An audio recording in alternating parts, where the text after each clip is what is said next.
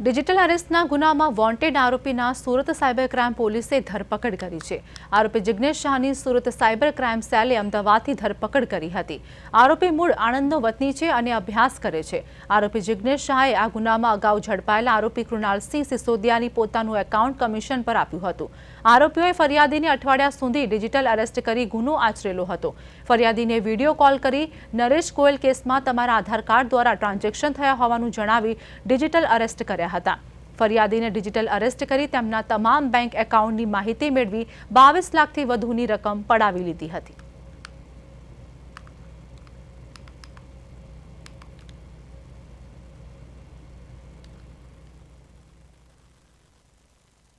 વર્ષમાં ચોથા મહિનામાં એક સિનિયર સિટીઝન ફરિયાદી સાથે 22 લાખની ડિજિટલ અરેસ્ટ ફ્રોડમાં જે મુખ્ય આરોપી છે એમને ઝડપી પાડીએ છે ત્યારે સુરત સાયબર ક્રાઇમ સેલ।